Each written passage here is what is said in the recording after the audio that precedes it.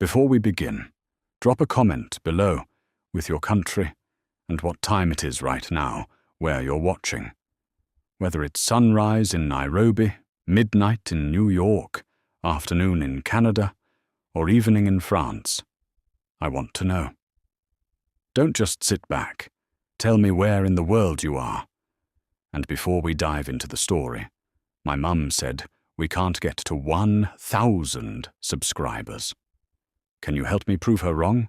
Go ahead and hit that subscribe button and be part of this journey. Let's show her what we can do. Now, let's dive into the story. The chains were too tight. Calhoun Merritt felt them cutting into his wrists the moment Sheriff Dax Pruitt snapped them shut, and the metal was already warm from the desert heat, pressing like a brand against his skin. The main street of Redstone Gulch went dead quiet. No hoofbeats, no saloon laughter, no wind. Just the sound of 50 pairs of eyes and one man's boots dragging through red dirt as he was pulled toward the jailhouse door. Calhoun had ridden into Redstone Gulch that morning with nothing but a tired horse, a bedroll soaked from the previous night's rain, and $22 to his name. He had not fired a gun in 3 years. He had not stolen anything in his life. And yet there he was, stumbling through the doorway of a jail in a town he barely knew, tasting iron and dust on his lips, and wondering how the morning had gone so wrong so fast. Sheriff Pruitt was a tall man with a jaw like a flat rock and eyes the color of dried mud. He didn't look at Calhoun when he shoved him into the cell, just looked at the wall the way a man looks at something he's already decided isn't worth his time. "Sit down and stay quiet," Pruitt said, and the door clanged shut with the sound of something final. The cell smelled like old sweat and straw. Calhoun pressed his back against the stone wall and took a breath so deep his ribs ached from it. Outside, through the narrow barred window cut high into the wall, he could see the pale blue sky over Redstone Gulch and nothing else. No witnesses coming to vouch for him, no lawyer, no face he recognized in this town, and worst of all, no explanation.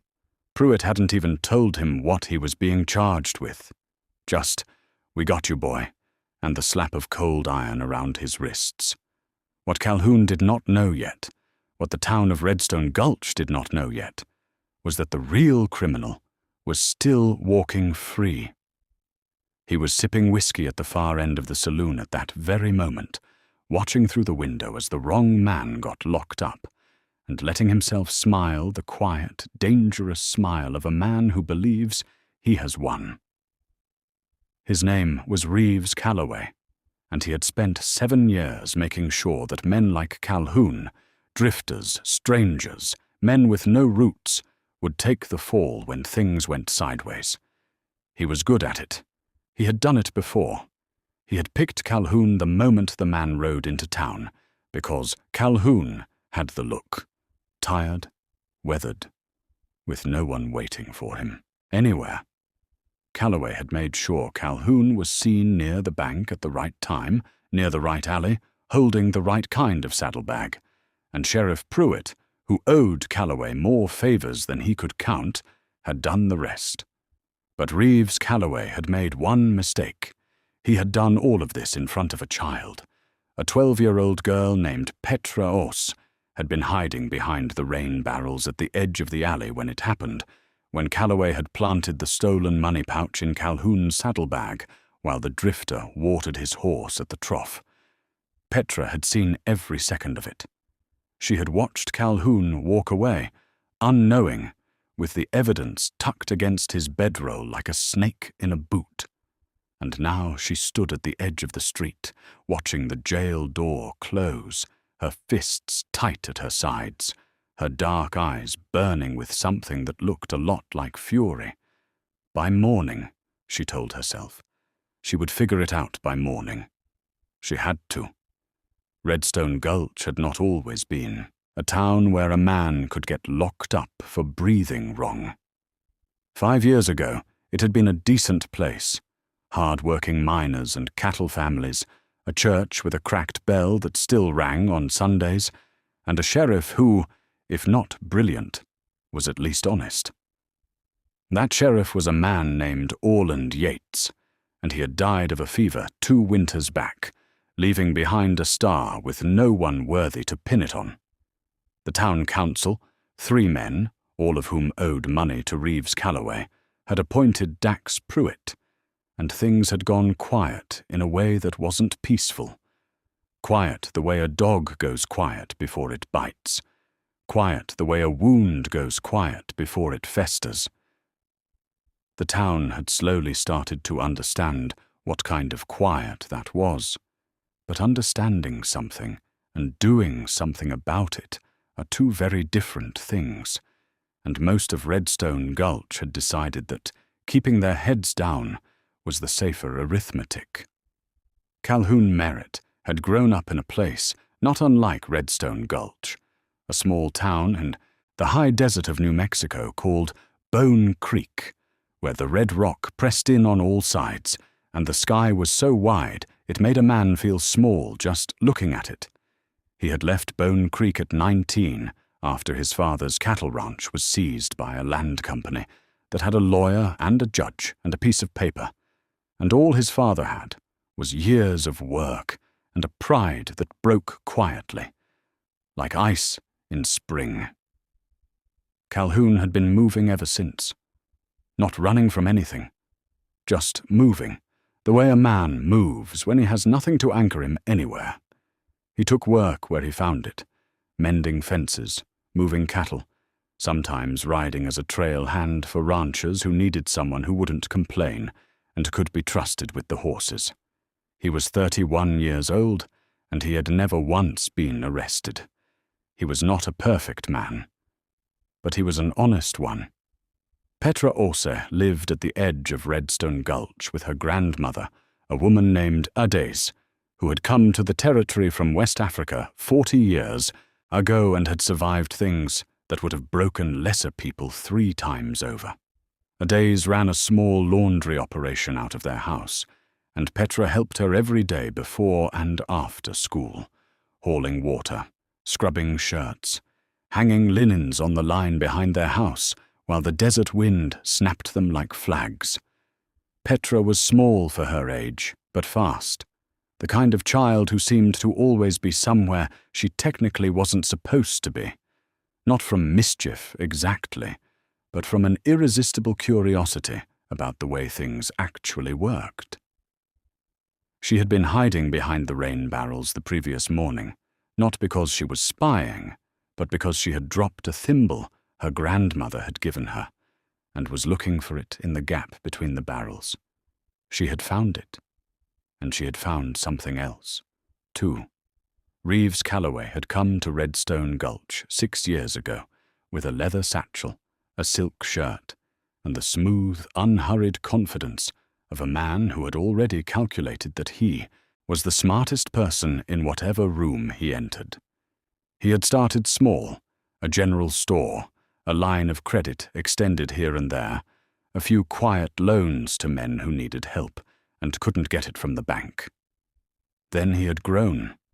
He owned the largest land parcel in the valley now, a supply contract with the mining outfit that employed 1/3 of the town's men, and an informal but iron-tight arrangement with Sheriff Pruitt that meant his business was always conducted in the dark, where the law could not see it, because the law was looking the other way on purpose. No one in Redstone Gulch dared cross Calloway openly. A man named Torben Hess had tried once, and had woken up to find his cattle gone and his barn burned, and no one, including the sheriff, had come to investigate. That evening, as the sun went red and flat over the canyon ridges, Petra sat at the kitchen table across from her grandmother and told her what she had seen. She told it carefully, the way Ades had taught her. To tell things. Start at the beginning. Say only what you know. Don't add what you're guessing. Ades listened without interrupting. When Petra finished, the old woman was quiet for a long moment. She looked at her granddaughter the way people look at something precious that is also fragile. "You're sure?" Adaisi said. "I'm sure," Petra said. Adaisi stood up slowly and walked to the window and looked out at the darkening town and said nothing for a long time. Then she said, "We have to be very careful." And Petra, who had never been afraid of much, felt a cold thread of understanding move through her. Because her grandmother was not a woman who said things like that lightly. If Adaise thought they needed to be careful, then they were already in something dangerous. The jail in Redstone Gulch had 2 cells. The other one was empty. Calhoun spent his first night on a cot that was more metal than mattress, staring at the ceiling while the desert made its nighttime sounds outside the window. Coyotes far off, the low moan of wind through the canyon, the occasional creak of the building settling around him like an old man finding a comfortable position. He had asked Pruitt twice what the charge was. The first time, Pruitt had ignored him. The second time, he had said, "Bank robbery," in the flat tone of a man reading from a list, and walked away before Calhoun could respond. Bank robbery. Calhoun had turned that over in his mind all night, the way you turn a rock over, looking for what's underneath it. And every time he came up with the same answer. Impossible. He had ridden into town, watered his horse, bought a meal at the diner on the north end of the street, and was walking back to collect his horse when 3 of Pruitt's deputies had appeared out of an alley like bad weather. Deputy Fenn Alcott was the youngest of Pruitt's 3 men, and the only one who still had something in his face that looked like it might once have been conscience. He was 24, lean as a fence post, with a habit of chewing on the end of his moustache when he was thinking hard. He had been the one to find the money pouch in Calhoun's saddlebag, or rather, he had been the one Pruitt told to find it, and it had been exactly where Pruitt said it would be, tucked in the left saddlebag under the bedroll. Alcott had pulled it out and held it up and looked at Calhoun's face, and what he had seen there was not guilt. He had seen genuine confusion, the wide open blankness of a man who has just been shown something he cannot explain. Alcott had been a deputy for 2 years. He had seen guilty men. He had seen their faces close up like shutters when the evidence appeared. Calhoun's face had done the opposite. But Pruitt was already saying, "Good work," and taking the pouch, and Alcott had made the decision he would later spend months regretting. He had said nothing. Petra woke before dawn the next morning. She dressed in the dark, moving quietly so as not to wake Adaise, and slipped out of the house with a plan that was more feeling than strategy. She needed to talk to someone who might actually do something. The problem was she didn't know who that person was. The sheriff was the problem. The deputies worked for the sheriff. The town council worked for Calloway. The preacher was kind, but old and afraid of conflict in the way that kind old men sometimes are. She stood in the dark street and thought and thought, and then she remembered something, a name she had heard her grandmother mention once, a woman who had been one of the first settlers in this part of the valley and who owned a ranch on the eastern edge of town. Her name was Sybil Crane, and according to Adaise, she was the kind of woman who did not owe anyone anything, and who had never, not once, been afraid of Reeves Calloway. Sybil Crane was 53 years old, wide-shouldered, with silver hair she kept in a braid and hands that looked like they had built things with them. She had been awake when Petra knocked. Sybil was always up before the sun, had been since her husband passed 8 years ago, and she had opened the door and looked at Petra standing there in the early dark with the dust of the road on her boots, and she had said, without any surprise at all, "Come inside, child. Tell me everything." So Petra did. She sat at Sybil Crane's kitchen table and told the story again. The alley, Calloway, the saddlebag, the drifter who had no idea. Sybil listened the way Adais had listened, still, attentive, without interruption. When it was over, she poured 2 cups of coffee and pushed one toward Petra, even though Petra had never had coffee in her life. "You're sure you saw his face clearly?" Sybil said. "In the daylight?" "Yes," Petra said, "and I would know that man anywhere." Sybil Crane looked at her coffee for a moment, then looked up with a steadiness in her eyes that made the whole dark morning feel less frightening. "Then we have something to work with," she said. In the jail, as the first pale light pushed through the barred window, Calhoun sat up on the cot and pressed his hands together between his knees. He was thinking about the horse, wondering who would feed her, whether anyone had bothered. He was thinking about the road he had been planning to take south toward the Rio Grande, where a rancher named Holt had offered him work for the spring season. He was thinking about how fast a man's plans could become irrelevant, how the whole shape of a life could change in the time it took a door to clang shut. He was not thinking about rescue, because he did not know rescue was coming. He was not thinking about a 12-year-old girl who had seen everything and was already moving through the dark on his behalf.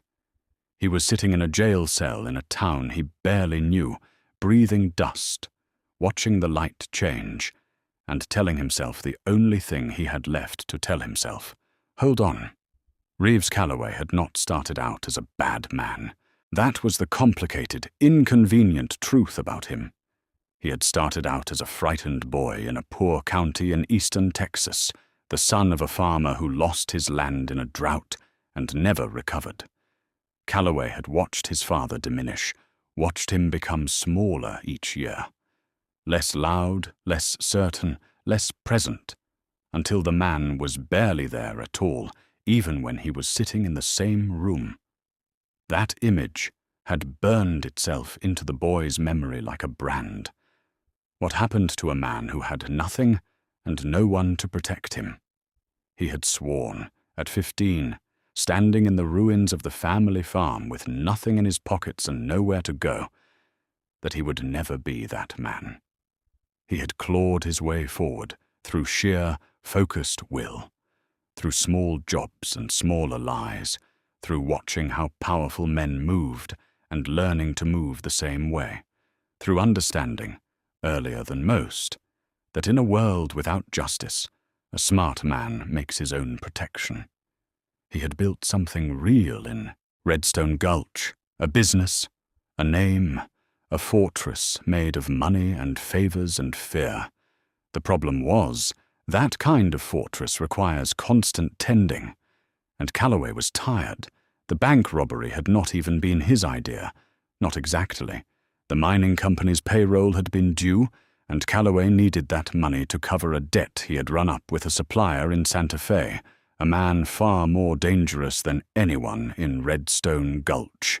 He had arranged for his man Kip Sadler to take the payroll from the bank's side door while the teller was at lunch. Simple, fast, quiet.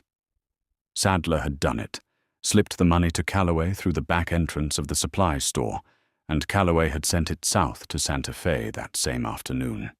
The problem was that one of the bank's customers, a rancher named Giddens, had come back early from his lunch and seen Sadler leaving. Calloway needed someone to be the culprit. He needed someone fast, someone who couldn't defend themselves easily. He had seen Calhoun ride into town that morning, a stranger, alone, with the look of a man who belonged to nothing and no one, and the decision had taken him about 30 seconds. It was not personal. It was just arithmetic. Sybil Crane didn't go to the sheriff. She was smarter than that. Instead, that morning, she rode to the home of a man named Amos Birch, a retired circuit judge who had settled in the valley 5 years ago, and who still had enough standing with the territorial court to send a telegram that would be taken seriously. She brought Petra with her, because Petra was the witness, and because Sybil understood that in situations like this, The living truth was more valuable than any piece of paper. Amos Birch was a quiet man with a careful face and wire-rimmed glasses, and he listened to the whole story while his wife refilled the coffee cups and his old dog slept on the rug between them. When Sybil finished, he was quiet. Then he said, "If the child testifies to what she saw, and we can find any corroboration at all, we can file an emergency appeal to the territorial court in Las Cruces." He paused. "But it has to be airtight. Calloway has lawyers." "I know he has lawyers," Sybil said. "We have the truth. Let's see which one holds up." Back at the saloon, Calloway received his first piece of bad news around mid-morning. Kip Sadler, who was the only other person alive who knew the full arrangement, had gotten drunk the previous night and said too much to a woman at the bar. Not everything, but enough. Calloway heard about this from the barkeep, who told him with the particular expression of a man delivering information he knows is dangerous. Calloway set his glass down carefully on the bar. He did not react. He was good at not reacting, but behind his eyes, the arithmetic was already shifting. Sadler was a loose thread, and loose threads, Calloway had long ago decided, needed to be dealt with before they unraveled anything important. He sent a message across town that afternoon, a short note with no signature, just a time and a place. He told himself it was just a conversation. He told himself he just needed to make sure Sadler understood how important silence was. The thing about a man like Reeves Calloway was that his power had always depended on the town staying afraid. The moment that changed, the moment one person stood up and the rest of the town saw them still standing, the whole structure became uncertain. Calloway had built it carefully, over years, and it looked solid from the outside, the way a wall looks solid until you find the one cracked stone at the bottom. He had not accounted for Petra Orsi. He had not accounted for Sybil Crane. He had not accounted for a retired judge with a telegraph machine and a sense of justice that hadn't rusted in 5 years of quiet retirement. He had accounted for the sheriff, for the deputies, for the fear, for the town's learned silence. He had built his fortress around all of that. But he had forgotten that fortresses built on fear are only as strong as the fear itself, and fear, when someone finally decides to stop feeding it, goes hungry very fast. Fen Alcott did not sleep well. He hadn't slept well since the arrest, and he was honest enough with himself in the small hours of the night to know exactly why. He kept seeing Calhoun's face, that open, baffled expression when the money pouch came out of the saddlebag. He had catalogued that expression every night since, turned it over, held it up to the light. Guilty men did not look like that. Guilty men had a specific kind of stillness, a pulling inward, a calculation about what to deny first. Calhoun had just looked confused, and increasingly, in the dark of his rented room above the tack shop, Alcott found himself constructing an explanation he did not want to construct. The money had been put there, which meant Pruitt had known it would be there, which meant Pruitt had told him exactly where to look, because someone had told Pruitt. He lay in his bunk and stared at the ceiling and felt the weight of what he had been part of pressing down on his chest like a boot heel. He went to the jail at first light, before Pruitt arrived, on the excuse that he had left his hat on the hook inside. He had not left his hat anywhere. He went because he needed to look at Calhoun again, because he needed to see whether what he remembered was still there in the man's face, or whether he had invented it. Calhoun was awake, sitting on the cot, staring at the far wall with the tired patience of a man who has accepted that waiting is the only thing available to him. He looked up when Alcott came in, and the two men looked at each other through the bars for a long moment. "You put those chains on me yesterday," Calhoun said. It wasn't an accusation, just a fact, stated plainly. I did, Alcott said. Another silence. Did you take that money? Alcott asked. He asked it low, below the threshold of a voice that carries. Calhoun held his eyes. I've never robbed anything in my life, he said. And the thing that made Alcott feel sick was how easily he believed it. Sybil Crane arrived at Amos Birch's house that same morning with one more thing she had thought of overnight. The barkeep. The man who'd told Calloway about Sadler's loose talk was named Luther Prine, and Luther Prine had seen and heard more of Calloway's business than any other single person in Redstone Gulch, because a saloon is the one place where men lower their guards. Luther was afraid, had been afraid for years, but Sybil had known him since he was a young man, and she thought, she was not certain, but she thought, that if the right person asked him the right way, he might be willing to say some of what he knew. She went to the saloon before it opened, caught Luther sweeping the floor alone in the morning quiet, and she said, Luther, I need you to listen to me very carefully. He had stopped sweeping. He had listened, and his face, as she talked, had gone through several things: fear, recognition, the weighing of different futures, before settling into something that looked cautious, but not closed. Calhoun, in his cell, was trying to think clearly. He was a methodical man by nature, someone who dealt with problems by breaking them into their smallest parts. The problem was, he was in jail. He had no money for a lawyer, and even if he had, he didn't know one. He had no witnesses. He had not been near the bank. But he had been near the alley on the east side of the general store because his horse had spooked at something when he came out of the diner, and he had walked her around the block to calm her down. He had gone past that alley. He could not prove he hadn't gone into it. He knew that the truth was the truth regardless of whether anyone believed it. But he also knew, had known since his father's ranch and the lawyer with the piece of paper, that the truth, without someone to carry it, was just a sound in an empty room. He needed someone. He just didn't know yet that someone already existed. That afternoon, Deputy Alcott did something he had not fully decided to do until the moment he was doing it. He walked into the telegraph office on the main street of Redstone Gulch and sent a message to the office of the Territorial Marshal in Las Cruces. He wrote it in careful, neutral language: inquiry into procedure, request for confirmation of proper jurisdiction in a recent arrest. He did not name Calloway. He did not name Pruitt.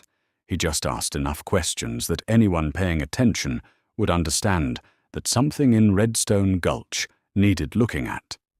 He walked out of the telegraph office and stood in the street and felt the sun on his face and the full weight of what he had just done and the full weight of what it might cost him, and he breathed through it. He was afraid. He was 24 years old and he was afraid.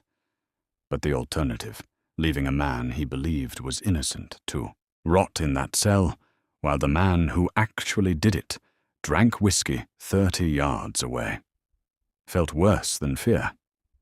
It felt like something he would not be able to come back from. Luther Prine agreed to talk. He did it slowly and with many conditions, and the particular joyless expression of a man walking toward something he knows will cost him. But he agreed. He had been present, he told Sybil, when Calloway had spoken to Pruitt the night before Calhoun arrived in town. Not about Calhoun specifically, because at that point no one knew Calhoun would arrive, but about the arrangement in general, about how Pruitt would handle it if someone needed to take a fall for the bank job. Luther had been behind the bar, wiping glasses, doing what barkeeps do, which is be invisible while being present. He had heard enough. He had heard Calloway say, "I need you ready to move fast." And he had heard Pruitt say, "You'll have your man." And he had gone home that night and told himself it was none of his business, the way a man tells himself such things when the alternative is terrifying. But it had been his business all along, and hearing it now from Sybil, hearing that a man was sitting in a cell right now because of what had been said in his saloon, had moved something in him that he had been keeping very still. News travels in a small town the way smoke travels, low and wide, following the easiest path, reaching into places you wouldn't expect. By noon, enough people in Redstone Gulch knew there was something wrong with the arrest, that a particular kind of restlessness had begun to move through the streets. The miners who relied on Calloway's supply contracts exchanged looks over their lunch pails. The woman who ran the diner remembered that Calhoun had paid his bill that morning with exact coin and said, "Please," and "Thank you," and had the eyes of a man carrying something hard, but not carrying something guilty. The rancher Giddens, who had seen Sadler leaving the bank, and whose description of that man, if anyone had asked, would not have matched Calhoun at all, had started to wonder why no one had ever actually asked him to describe what he saw. Calloway sensed the shift. He had spent 6 years developing an almost animal sensitivity to the mood of this town, and he felt it now the way you feel a change in the air before weather comes in, a slight difference in how people met his eyes or didn't. He went to find Pruitt mid-afternoon and was not pleased by what he saw. Pruitt was at his desk with the expression of a man who has been thinking too much and has alarmed himself in the process. "You need to calm down," Calloway said, keeping his voice easy and level. "Everything is handled." Pruitt looked up at him. "Amos Birch has been asking around," Pruitt said, "about proper jurisdiction." Calloway went still. Amos Birch, the retired judge. That name sat in the room between them for a moment like a stone. "He's retired," Calloway said. "Retired doesn't mean toothless," Pruitt said. And for the first time in as long as Calloway could remember, the sheriff sounded like a man who was making his own calculations about his own future, rather than just following the ones Calloway had already made. Petra went back to the jail that afternoon. She stood outside, at the edge of the alley across the street, and watched the building, and thought. She had told Sybil, and Sybil had moved. Things were moving, but the man in the cell didn't know that. She had walked past the window of his cell the previous day, the high, narrow one, and had seen his shadow on the wall inside. She didn't know what she intended to do. She was 12 years old, and she was standing across from a jailhouse. But she had a voice, and she was not afraid to use it. And when she saw Deputy Alcott come out the front door and stand in the street, squinting at the afternoon, she walked straight toward him before she could think better of it. "I know what happened," she said, looking up at him. Alcott looked down at her. "What do you mean?" he said. "I mean I was in the alley," she said. "I saw the man put the money in the saddlebag. I saw his face. It was not the man you locked up." The silence that followed was about 4 seconds long, but it had a weight to it that Petra felt in her chest. Alcott looked at her with an expression she couldn't quite name. Not disbelief exactly, but something more complicated. He crouched down so they were eye to eye, which she appreciated because most adults didn't bother. "Who was it?" he said. She told him. She said the name plainly, the way her grandmother had taught her to say true things, without decoration and without flinching. Alcott's face did something complicated and then settled into a kind of grimness. He stood back up. He put one hand on the wooden post beside him and gripped it the way a man grips something when he is making a decision that is going to cost him. "How old are you?" he asked. 12, she said. "Will you tell a judge what you told me?" "I already told a judge," she said. "I told Mr. Birch this morning." And Alcott looked at her for one more long moment, and then he said, "Stay close to Sybil Crane," in a voice that told her he already knew that name. And then he turned and walked back inside the jail. Kip Sadler was not a brave man. He had never pretended to be.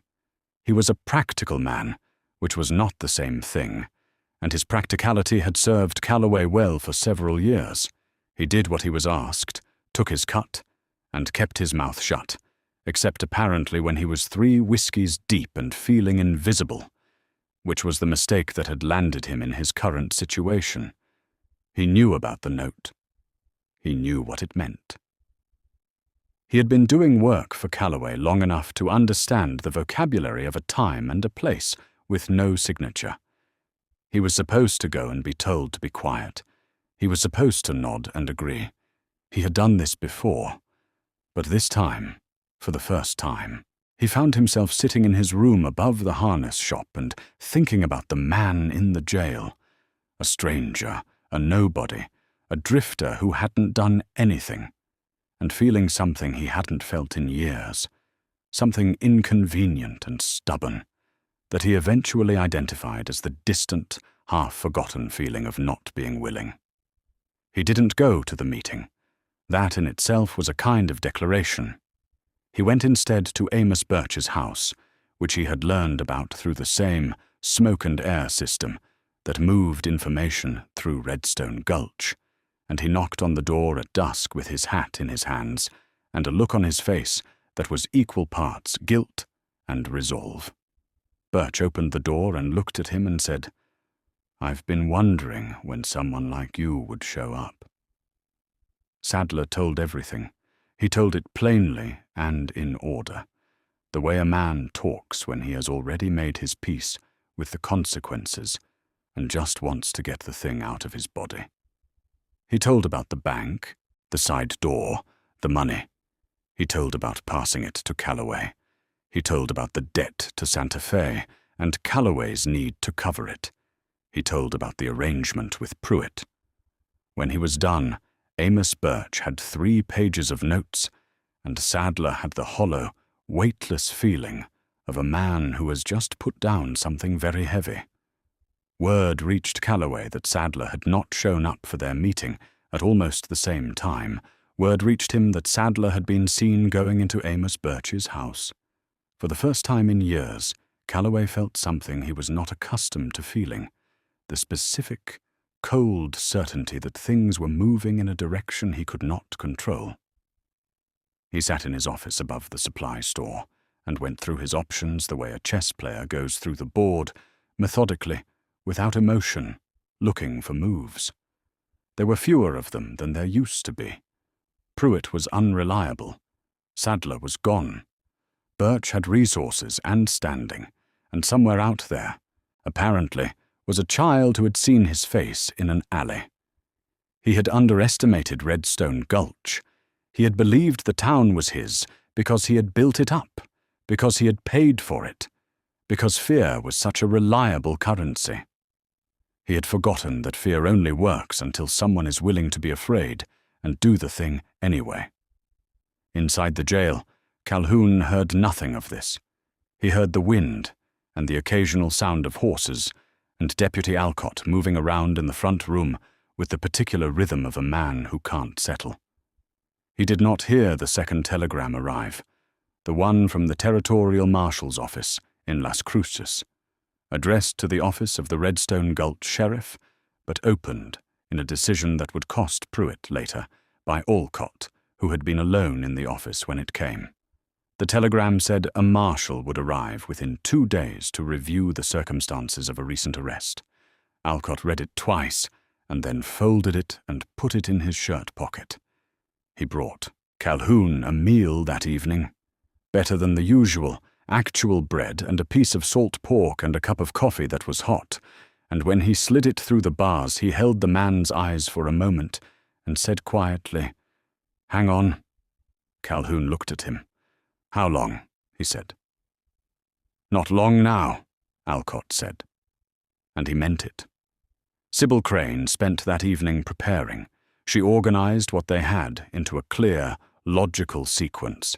Petra's eyewitness account, Luther's testimony about the overheard conversation, Sadler's full confession, Alcott's telegrams, and her own account of Calloway's business practices and their effects on the town over 6 years.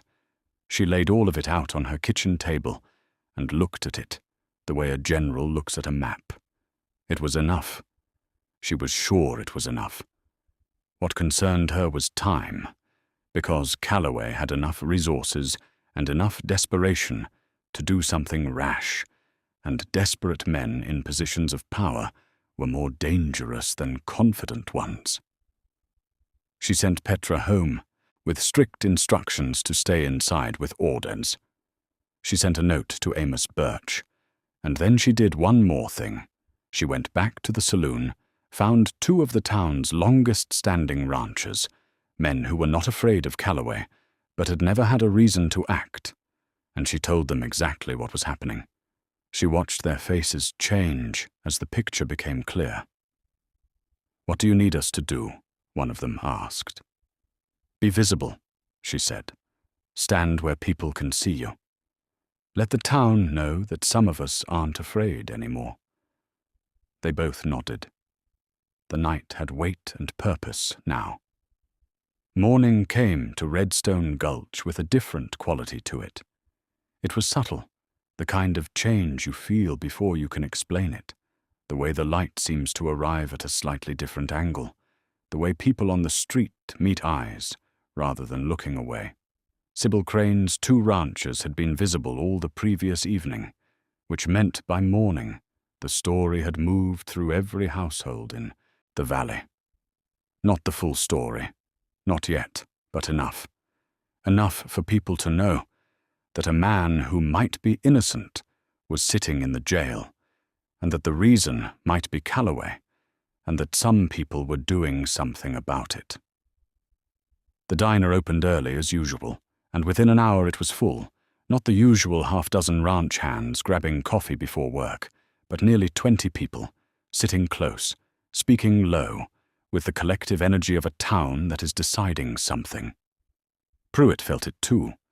He came into the jail office to find Alcott already there, sitting at the desk with his hands folded and the expression of a man who has stopped pretending. The telegram was on the desk between them. Alcott had left it there. Pruitt looked at it for a long time. He picked it up. He read it. He set it back down. He looked at Alcott with the particular expression of a man who is trying to decide whether to be angry or afraid, and is landing somewhere between the two. "You sent this," Pruitt said. It wasn't a question. "I sent an inquiry," Alcott said. "A man is in that cell who doesn't belong there." Pruitt's jaw tightened. The silence in the office was enormous. Outside, through the window, both men could hear the sounds of the town filling up. Voices, footsteps, the creak of wagon wheels. More people than a Tuesday morning usually brought. "You don't know what you've done," Pruitt said. "I know exactly what I've done," Alcott said, and held his ground. Calloway appeared on the main street at mid-morning, dressed as he always dressed. Pressed shirt, clean hat, the unhurried walk of a man who owns things. But the street felt different to him. The usual deferential glances, the slight stepping aside, the invisible space that money and fear create around a powerful man. All of it was slightly off. He stopped in front of the general store and looked up the street. 2 ranchers he knew well were standing in front of the feed store talking to 3 or 4 other men. They were not looking at him. Usually they would at least have looked. He walked past the saloon. Luther Prine was sweeping the front step and did not stop sweeping when Calloway passed, which he usually would, a small performance of industry, a signal of deference. Today Luther just swept, methodically, without looking up. Calloway kept walking and did not let anything show on his face. But inside the arithmetic was running hard, and the numbers were coming up wrong. Petra was not inside as Sybil had instructed. She was outside, because she was 12, and the instruction hadn't fully accounted for the fact that 12-year-olds do not always follow instructions, especially when those instructions conflict with the very strong feeling that something important is happening and they should be near it. She stood at the edge of the main street and watched Calloway walk past, watched the way the town was holding itself differently than it usually did, and felt something rise in her that was not quite bravery. Bravery suggests a deliberate choice, and what she felt was more like inevitability, the feeling of having seen something true and knowing it needs to be said. She thought about the man in the jail cell. She thought about her grandmother's voice saying, "Be very careful." And she thought about how careful never solved anything by itself. By early afternoon, Redstone Gulch had organized itself into something it had not been in years, a town acting as one body. The ranchers had spoken to the miners, the diner owner had spoken to her neighbors. Word had spread that Amos Birch was putting together a full account to send to the territorial court, and that a marshal was coming, and that there were witnesses, real ones, more than one, willing to testify. It was not revolution. It was not loud or violent or dramatic. It was something quieter and more powerful than that. It was a community of people deciding, one by one, that the cost of silence was no longer worth paying. In the jail cell, Calhoun sat on his cot and heard the sounds of the town differently that day. More voices, more movement, a kind of energy in the air that felt changed. He did not know what it meant, but he put his hand flat against the stone wall and felt, for the first time since the chains went on, something that was almost hope. The territorial marshal rode into Redstone Gulch just after noon on the second day, a day ahead of schedule, which told Calhoun, when he later heard about it, that someone in Las Cruces had taken Alcott's message seriously enough to move fast. Her name was Marshal Dove Yancey, and she rode a grey horse and wore a coat the color of saddle leather, and had the kind of face that gave nothing away until it was ready to. She had been a marshal for 11 years, and had handled cases in 6 territories, and was not, by any measure, the kind of person who could be managed or redirected or confused by a smooth-talking man in a pressed shirt. She rode directly to the jail, swung down, tied her horse, and walked inside.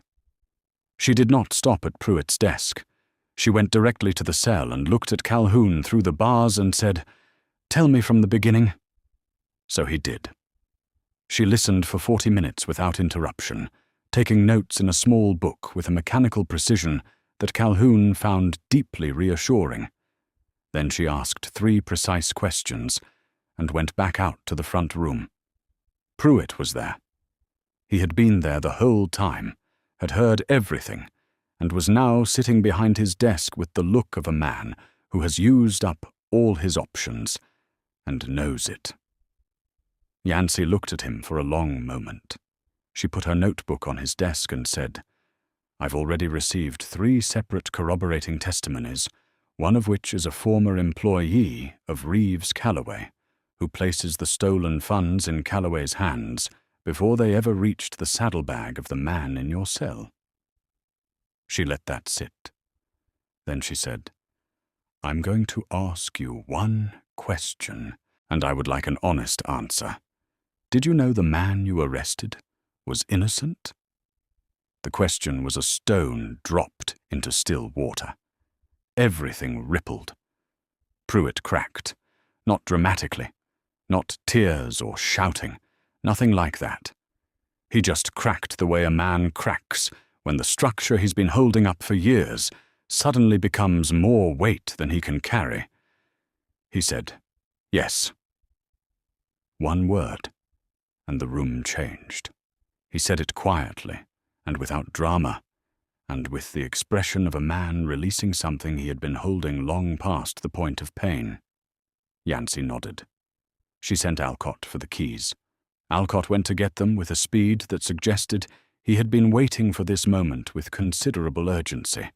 The door of the cell opened with the same metallic clang it had made when it shut, but the sound was entirely different this time. Calhoun stood up. He was stiff from 2 days on the cot. He stood in the doorway of the cell for a moment, feeling the larger air of the room around him, and then he walked out. The arrest of Reeves Calloway happened in front of most of the town, which was not planned, but was not entirely accidental either. Word had moved fast, as it always did, and when Yancy walked down the main street with Alcott beside her and stopped at the door of the supply store and called Calloway's name, there were 40 or 50 people on the street to witness it. Calloway came to the door with the same composure he always carried, and for a moment he tried the thing he had always done. The easy smile, the measured voice, the implication that there had been some misunderstanding that sensible people would quickly clear up. Yancy let him finish. Then she said, "Kip Sadler has given a full signed confession. Luther Prine has provided corroborating testimony. An eyewitness places you in the alley where you planted evidence on an innocent man." She let the silence go for exactly 1 beat. "Turn around, Mr. Calloway." He turned around. The street watched. The part that nobody who was there that day ever forgot was what happened after. Calhoun came out of the jailhouse and stood in the street, and the town of Redstone Gulch, a town that had been afraid for years, that had been bent by fear into shapes that didn't suit it, looked at him, this stranger, this nobody, this man they had watched be arrested 2 days ago for something he didn't do, and they felt the specific, burning shame of a community that had let fear make their decisions for them. Some people looked at the ground. Some looked at Calhoun with something complicated in their faces that was part apology and part relief. Petra was there, standing near Sybil Crane, and she was looking at Calhoun not with shame, but with the clear, steady look of someone who had done what needed doing. Calhoun saw her from across the street and didn't know yet who she was or what she had done. He would learn.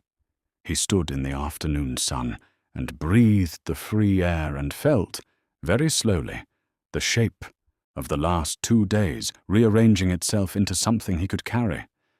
In the weeks that followed, Reeves Calloway was transported to Las Cruces to stand trial.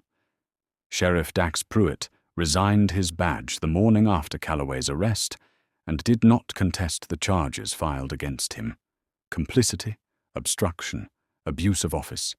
He left Redstone Gulch before the end of the month, and nobody tracked where he went. Because that was the thing about Pruitt. He had never really been of this place. He had just been useful to someone who was. Kip Sadler cooperated fully with the territorial court and received a reduced sentence in exchange for his testimony, which was thorough and detailed and left no ambiguity about what had happened or who had decided it. The trial of Reeves Calloway lasted 4 days and ended with a verdict that the people who had traveled from Redstone Gulch to witness it would carry home and describe to their neighbors with the particular satisfaction of people who have seen something right happen in a world where right things do not always happen. Calhoun stayed in Redstone Gulch longer than he had planned. It started practically. Marshal Yancy asked him to remain for the early stages of the investigation in case his testimony was needed, and then became something else, which is harder to explain but felt natural when he was inside it. The town treated him with the careful, slightly over-solicitous kindness that people extend to someone they have wronged which he accepted without bitterness, because bitterness takes energy he would rather spend elsewhere. He helped the ranchers with their fence line for a week, then helped Amos Birch organize the evidence files for the trial, then found himself, one afternoon, teaching Petra's grandmother, Adace, how to work one of the new metal hardware fittings she'd bought for her laundry apparatus. And in the course of that conversation, discovered that Adaze was one of the most perceptive and direct human beings he had ever encountered in his 31 years of moving through the world. Fen Alcott was appointed acting sheriff by the town council, which was itself reconstituted. Calloway's 3 men resigned, and the positions were filled by people who had no debts to collect and no favors to repay. Alcott accepted the role with the particular combination of seriousness and humility that the town had been lacking from its law for years. He was young for the job. He knew it. He said as much in the small ceremony where the badge was pinned, and one of the ranchers said, "Young's not the problem. Honest's what matters." And people nodded, because it was true and because they had all just spent 2 years learning it in a way that tends to stick. Alcott kept Calhoun's case file on his desk, not as a reminder of failure, but as a kind of compass. He looked at it sometimes when he was uncertain, when a decision was hard. It reminded him of the cost of saying nothing. Petra Osa became, in the informal history of Redstone Gulch, something of a legend, not the inflated kind, not the kind that gets turned into something she wasn't, but the honest kind, the kind that says, this person saw something true, and said so when saying so was not easy. Amos Birch wrote a formal letter commending her testimony to the territorial court, and Sybil Crane framed a copy and gave it to Adaze, who put it on the wall beside the window in the kitchen where the morning light caught it. Petra herself was less interested in the legend than in the thimble she had been looking for when all of this started, which she had found and still carried in her pocket, cool and small and round, as a reminder of the strangeness of what a single moment of being in the right place can set into motion. Calhoun left Redstone Gulch on a Tuesday morning in the early spring, when the desert was doing the brief, vivid thing it does after winter, turning green at the edges, filling the air with something alive and sharp. He had a full saddlebag, a well-rested horse, and a letter from the rancher Holt in the south, confirming the work was still available if he wanted it. He rode down the main street one last time, and the town was awake and busy around him, and people nodded when he passed, and he nodded back. At the edge of town, where the road bent south, he stopped his horse and looked back at Redstone Gulch one more time, the red rock walls, the church with the cracked bell, the main street with its morning dust and its familiar shapes, and felt something he hadn't expected to feel for a place he had only known in chains. He felt something like gratitude, because he had ridden into this town as a stranger with nothing, and he was leaving it knowing that at least in this one place, at this one moment, truth had found its legs and stood up. He turned south. The road opened in front of him. The sky was wide and clean and full of what comes next.